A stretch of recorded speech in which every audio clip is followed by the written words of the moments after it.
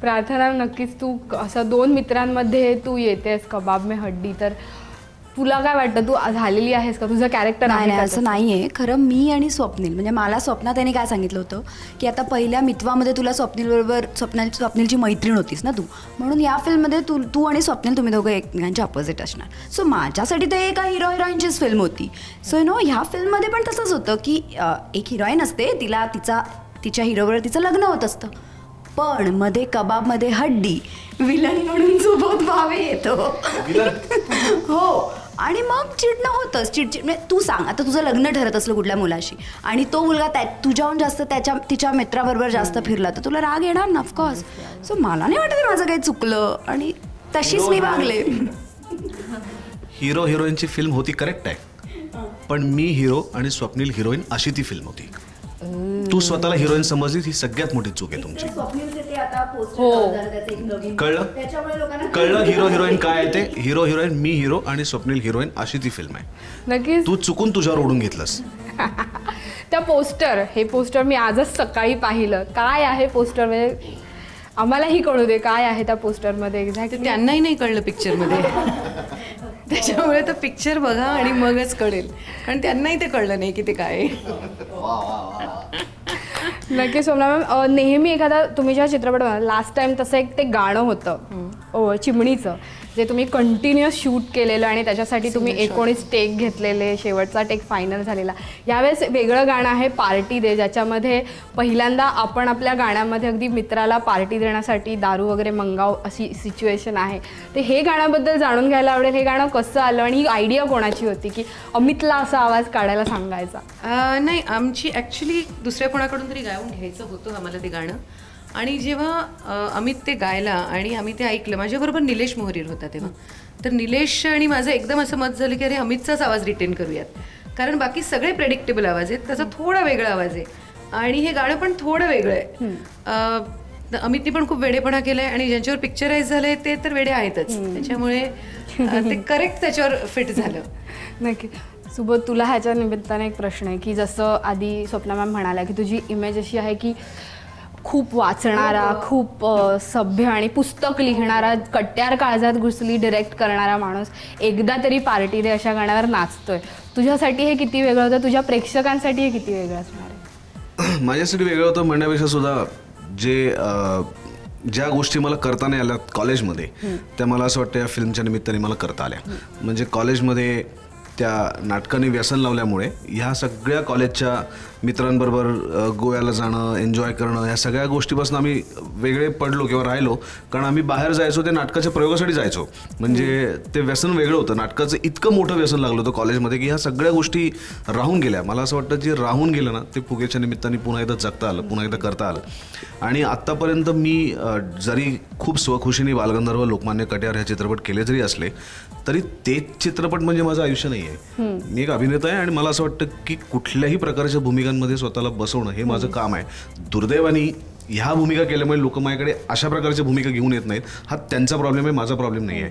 त्यामुळे मला असं काहीतरी करायचंच होतं की जे ही मोनोटनी माझी किंवा एक प्रकारच्या भूमिकांमध्ये मी दिसतो ते ब्रेक करेल आणि पुन्हा वेगळ्या प्रकारे. ही दुसरी गोष्ट मला स्वतःला पण आजमावून बघायची होती की मला स्वतःला सुद्धा तपासून बघायचं होतं की मी खरंच करू शकतो का नाही करू शकत.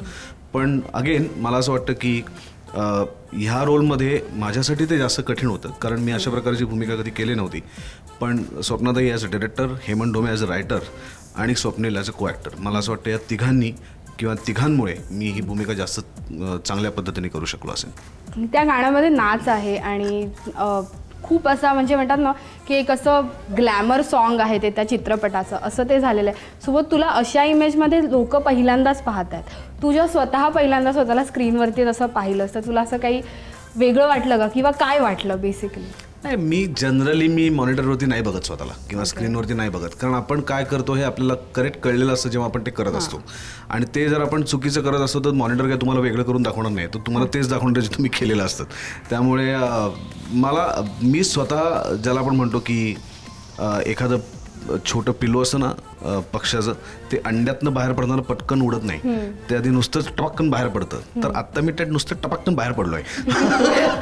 आता मला हळूहळू पाय स्थिर करायला शिकायचे, मग मला पंखात हवा भरायची आणि मग मला उडायचं आहे. सो आत्ता फक्त मी ते कवच फोडून बाहेर पडलोय. अच्छा, हे डान्स प्रोसेसमध्ये प्रार्थना बऱ्यापैकी नाचते. मला नीता तुझ्याबद्दल तुला पाहिलंय स्क्रीनवर, तू छान वाटले, पण प्रार्थनाला मी बऱ्याचदा नाचताना पाहिलं, तर तुला नाचताना तिने काही अशी मदत, टिप्स वगैरे काही देवाणघेवाण झाली का? आमच्या दोघांचं एकत्र शूटिंगच होतं आणि ती मला का मदत करेल हड्डी, आणि मी तिचं काय ऐकावं? 1 मिनिट, एक्सक्यूज मी, तू हड्डी आहेस. ही तुम्ही फिल्म 10 फेब्रुवारी नंतर सगळ्यांना कळणार आहे. 10 फेब्रुवारी. दूध का दूध, पाणी का पाणी. पाणी का पाणी. डेफिनेटली. तुम्हाला एक शेवटचा प्रश्न विचारायचा आहे. आत्ता मी थोडंसं असं ऐकलं की तुमची आणि ह्यांची एक कवयित्री गुलजार साहबच्या कविता, आणि हे ते आम्हाला जाणून घ्यायला आवडेल काय आहे. हां, नाही, त्याच्यानंतरचं जे पार्ट आहे तो फार इंटरेस्टिंग होता. मी रोज सुबोधला एक गुलजारची कविता पाठवते, कारण माझं जितकं गुलजार साहेबांवर प्रेम आहे त्याच्यापेक्षा थोडंसं जास्त त्याचं प्रेम आहे. म्हणजे त्याच्यामुळे आम्ही रोज दोघं जण त्या कवितांवर चर्चा करतो. त्या कविता बघून सुबोधला पण कवी होण्यासारखं व्हायची इच्छा होते, आणि त्यावर तो इतक्या घाणेरड्या कविता पाठवतो मला. त्यातली एखादी सुंदर कविता ऐकायला मिळाली तर जी ऐकण्यासारखी नाही मला.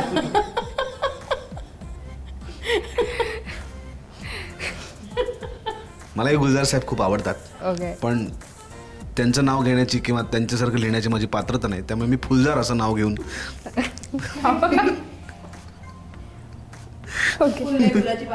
फुलाची पाकळी फुलजार नावाने मी लिहितो.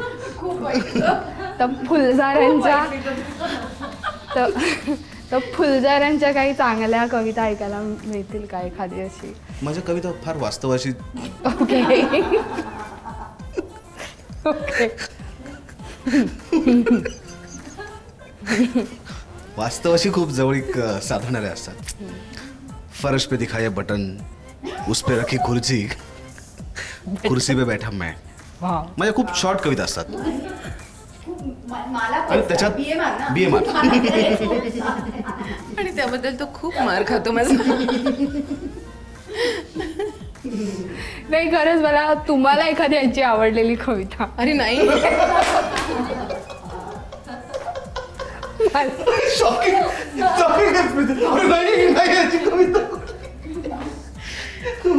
शक्य नाही.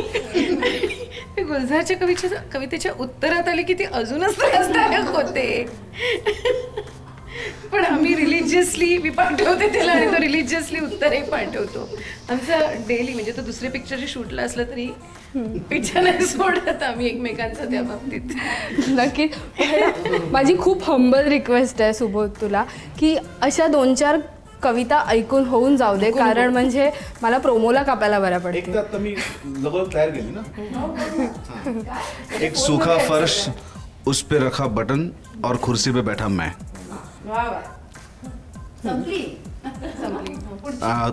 पुढची मी गुलजार साहेबांची जी अप्रतिम गाणं होतं त्याला मी उत्तर दिलं होतं माझ्या कवितेतनं.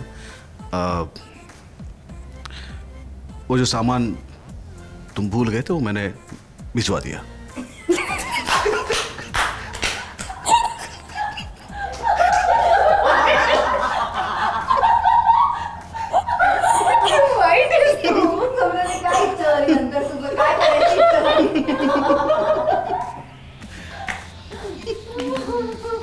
मला असं वाटतं मी 1-2 लाईन बनवतो.